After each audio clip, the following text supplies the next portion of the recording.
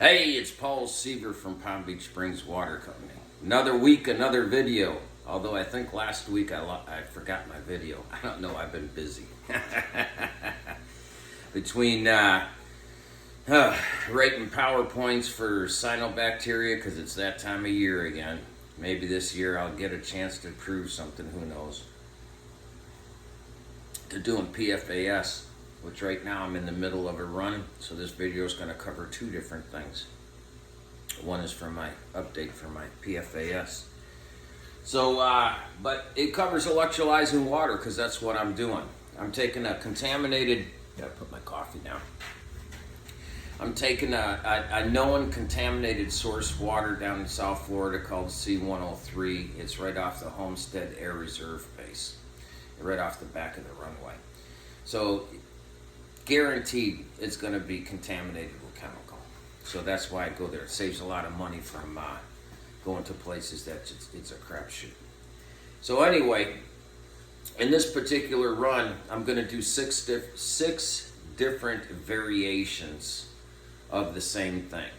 It just has to do with moving components from one place to another to see maybe it works better in this position than it does in that position. So, I mean, we already know what works, and now I'm just trying to isolate those components and put them in the proper, put the links in the chain where they belong so we don't have a bunch, right? So every link has got to connect to another link. You got to make a whole chain. You can't have a big knot in there nowhere. And right now we got kind of a knot in there, so we got to straighten out the knot and get rid of everything. So just you know, using the same source water and a brand new volume of it each time.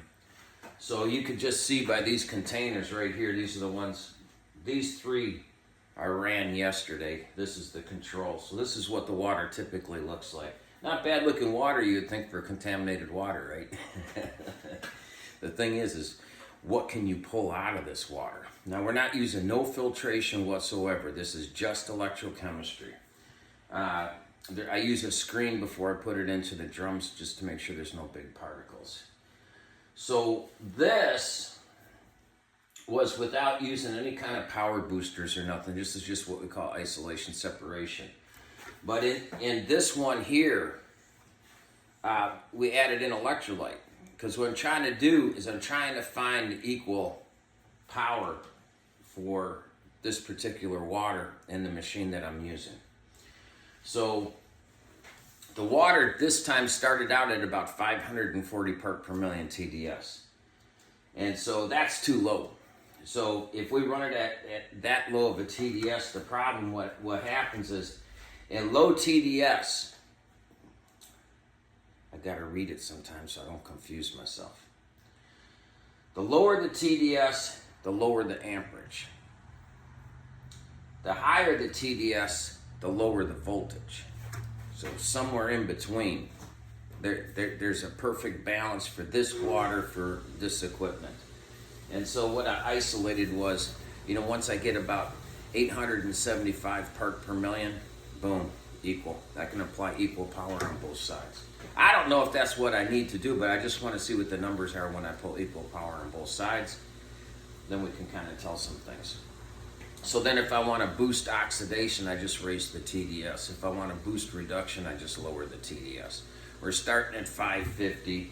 We're at 875, so we got a lot of room to move back and forth. Now, raising the TDS increases oxidation, which is going to be very important when we get into more loaded waters. But anyway, so with some of these, I didn't quite get to 875 yet, but it didn't matter because those are just numbers to me.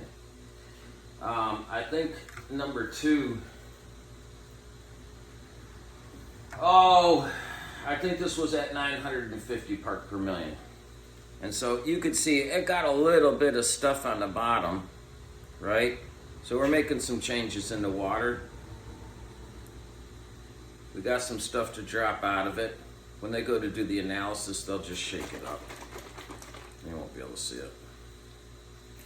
We'll find out what that junk is. So the other thing is you see the difference in the color. Just slight color change. So that didn't have any extra power put on it. This one, you can't really see it. It's got a lot of material in there. It just didn't turn orange. Okay, these are all taken off the basic side.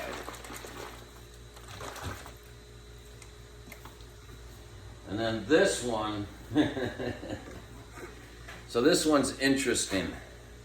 Look at that. That's consistent with how much material got pulled out of this much water. Because I took it straight from the flow. And it was dark orange, you couldn't even see it. Here, I'll show you. Look at that. That was super reduced. So just right there, you can see the variations. Here's the control. This one's got a slight discoloration. This one doesn't really have any discoloration. And this one obviously was slammed. So sample number 2, you know, this all goes with the PowerPoint. So I got sample number 2, sample number 4, and sample number 5. Okay, they're run out of numerical order because of the resetting of the machine. You know, so I'm taking advantage. Both this one and this one had the power booster on the basic side. One was crossed over, which is this one, and this one was isolation perfection. So big difference between crossing over and isolation. Huge difference. It's going to be interesting to see. My bet is this is the one that's supposed to be the best one out of all. Period. That had nothing to do with the clarity. It just has to do with the way I ran it. I'm usually wrong. It'll probably be a different one. Electrochemistry is crazy. It reverses everything that you do, so it makes it a little nuts. But anyway, this one here shouldn't do it. It shouldn't do very well at all. This one should actually make chemical. That's number 2. So I'm predicting it right now. If number 2 comes in at a higher level, that's a validation on this one. It'll be the second time that we did that. I did this in a special way. So, because not only, you know, we want to show perfect control of what we're doing. Not only do we want to eliminate it, we also want to show that we can control it, we can concentrate it, we can put it into one thing. That's what this is. These two, God only knows. You have to wait for the analysis to see. This is some nasty, nasty stuff right here. Oh boy. And let me tell you something. Okay, so all of these are from the basic side only. All right? And in some of the prior tests, I was mixing both the basic and the acidic, and then I figured out that I shouldn't do that because the acidic side has absolutely nothing to do with the finished side. The acidic side has to go back through the chamber and get reduced before it's finished. So this time, I'm only pulling from the basic side because that's the finished side. The acidic side isn't finished yet. So we should see a whole different point of view this time. Got to do this a couple of times sometimes to figure out, you know, why I'm, how to get the numbers down. You know, where am I going wrong on my reading? So since nobody's ever done this before, I got to figure it out for myself. There's nobody giving me any direction. So anyway, there you have it. That's, well, not counting going to get the water, just the runs yesterday, that's about 14 hours worth. That's why I look tired. Now I got another 14 hours today to do the next 3 and get this shit out in the mail so we can get the analysis back. So that's it. That's electrolyzing water. How much differences you can make just by changing the pathway and the components that you put in the pathway. Makes all the difference in the world. So that's why we have to go through so many different stages. Just isolate it. See which component works best in which position. And so this is test number 4. So from test number 1, test number 2, test number 3, that's all I've been doing. So when people ask me about total performance, not even thinking about total performance yet. I would like to see total performance. That would be awesome, but it's not anticipated because we're just switching things around. Which way does it work better with each other? And then once we get that pathway straight, get that knot out of the chain, knot out of the rope, get it straightened out, and we can keep moving on. So that's it. Electrolyzing water with Paul. Not as exciting of a video, but hey, if you know anything about what I'm doing, that should excite you. Till next time, adios. I gotta get back to work.